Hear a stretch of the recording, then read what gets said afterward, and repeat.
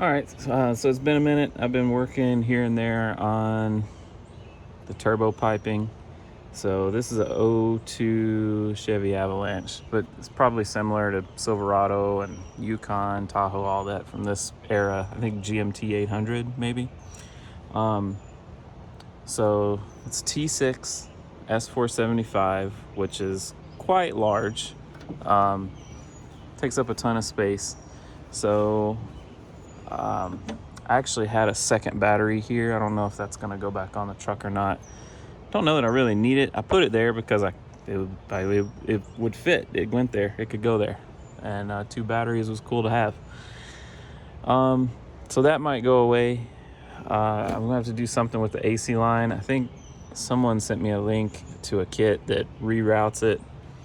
And you get a new dryer too, I believe, maybe. I'm not sure. I haven't looked into it yet, but I'll look at different options there. So this is a little bit different setup than what I've seen, in that it is divided. It's completely divided all the way up to the turbo. So I use this spear tool machine. I don't know if you can see it. T6 flange. I got that off of eBay, and I thought it was reasonably priced. I don't remember what I paid for it, but because in my head, keeping it divided is a good idea. I don't know.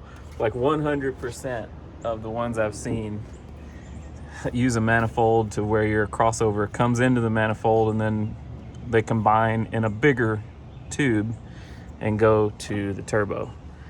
So the spark plug wires actually have room to be pulled back away. I'm going to put the heat protectors on and use metal zip ties to the rail to pull them back so they're not touching the manifold. Hopefully that works. You can see my pipe there. So I actually had that going down all the way under the transmission, but I cut it because my idea is to put the V-band there and make a solid down pipe from here to the other side with a flex pipe in the middle. So I'd only have one V-band. It bolts in with 3 bolts on the passenger manifold. We'll see how that works.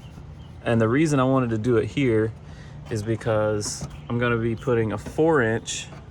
This is a 5-inch output on this turbo. I've got a reducer that'll be that immediately comes off the clamp that will reduce it down to 4-inch, and I'm going to try to fit 4-inch down through here. So I didn't want to have another V-band further down in the way of that. I may have to change that later. We'll see. I'd really like to run 5-inch exhaust. I just don't see it being possible, but who knows? I could change that later. I need to actually measure to see if 4-inch is going to fit, but that's where the turbo is going to live for now, at least. This is 2 1/4-inch pipe, which is a hair smaller than where I've cut the manifold. So I soldered it up, and then on the bottom side, you can't see it. It's kind of nasty. I had to make like an elliptical piece to neck down to the 2.5-inch or 2 1/4-inch tube. We'll see how it works. Hopefully it all works and spools up nice. Trying to think of anything else. I didn't make any videos welding this together because I don't think anyone wants to see me struggle trying to TIG weld. It's not been going great. As you can see, it's pretty rough. I just hope it all seals up.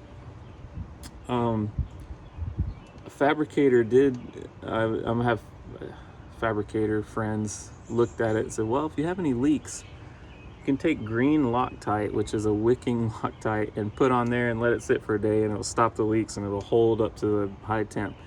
I don't know how true that is, but he's much older than me and much wiser, so if I have issues, I might try that before trying to re-weld it back up. I'm probably just gonna try to extend these lines, put an elbow, make them longer. You can't really see. You can kind of see down there. They should clear with an elbow and making them a little, probably just an elbow really, but you might have to make a little extension. Not quite sure about the coolant tank yet. It may have to go back here where the battery was, or up here where the airbox was, but I kind of like to keep this space clear because I'm you know, for like a filter or something if I decide to go that way, go that route. There should be room for the intercooler piping to go down through here, or cold side piping or whatever, and the intercooler is gonna fit up in there, and I'll make another video on that when I get around to it. I want to get this hot side done first, so I can actually start it up and move it around if I need to. But I think that's it for now. That's kind of where I'm at on it. I still need to make the crossover pipe, and really at this point it's almost a straight piece of pipe that I need to make, because I have the section that goes from here and bends and goes down already made, and it hugs pretty close. I'm trying my best to measure and put it in a good spot, and luckily it landed in a perfect spot, because even with it all bolted up in there, or before I cut it, when it was one solid piece, you could still easily get to the plugs and pull the plug wires off and whatnot. So it shouldn't be too much of a headache to change plugs, or do any work down there if I need to. Doing the starter should, if I ever need to do a starter, should still be pretty standard with all that stuff there. The transmission cooler lines are kind of a problem. If I could move those, I tried moving them. If I could move those, it would really open up some more space. There's really no other good place to put them though that I could tell. So if you have any ideas, let me know about moving those transmission cooler lines. They're really hard to bend too. I couldn't really bend them or do anything with them. So I'm putting a 4L80E in too, so I need to look into the cooling for that, because I have a stock cooler and then I have another smaller cooler that's behind the condenser. You can't really see, but it's like a 6 or an 8 row cooler. So I might have to upgrade that a little bit for what we're doing here. So we'll see. We'll get there when we get there.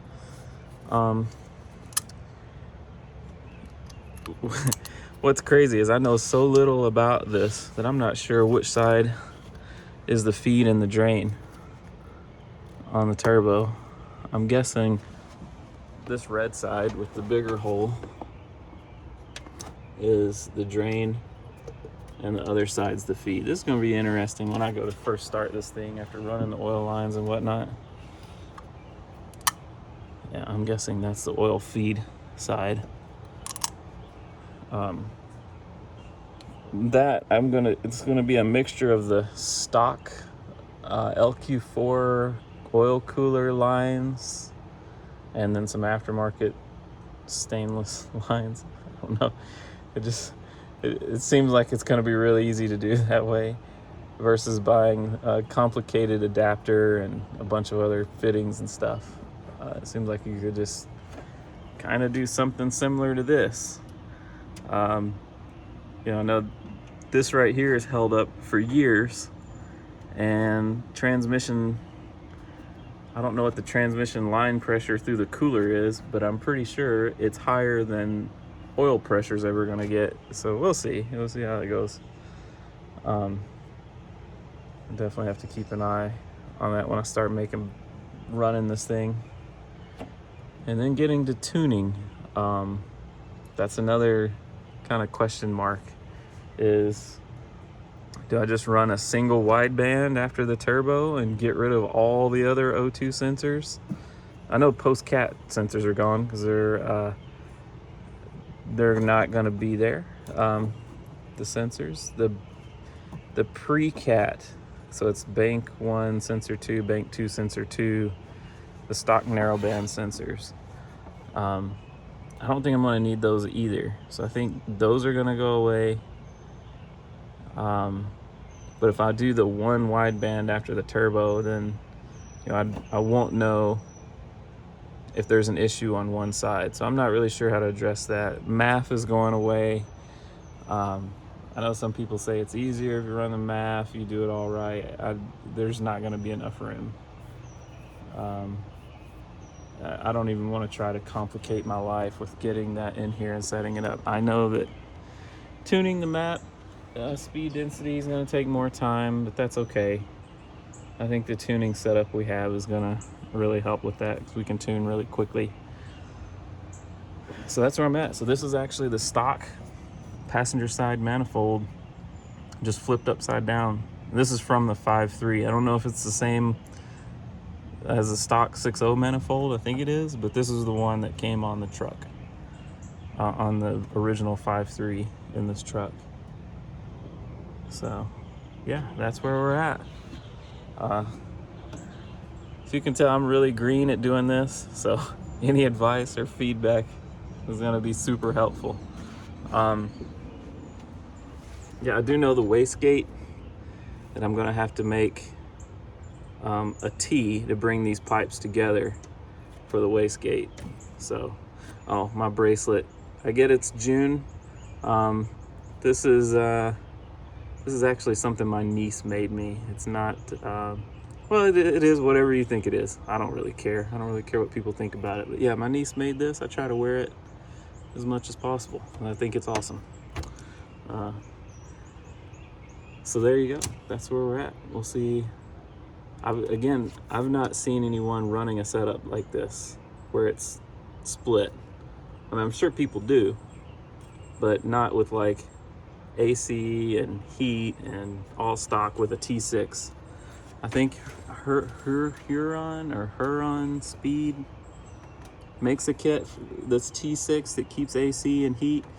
But again, I think they do the single log with, the crossover pipe coming into this manifold, and then them both blowing into one deal. So we'll see how this works out. There might be a reason people aren't doing it this way. We're gonna find out, and it'll be soul crushing if it doesn't work out like this, because it's a lot of time and headache. I think more so doing it this way than bringing it into a single manifold like everyone else seems to be doing. I have no explanation for why I chose to do it this way, other than it seemed like a good idea in my head to keep them separate up to the turbo. But the more I think about it, the less it makes sense. Who knows? We'll see. It's going to be interesting to see how it works out.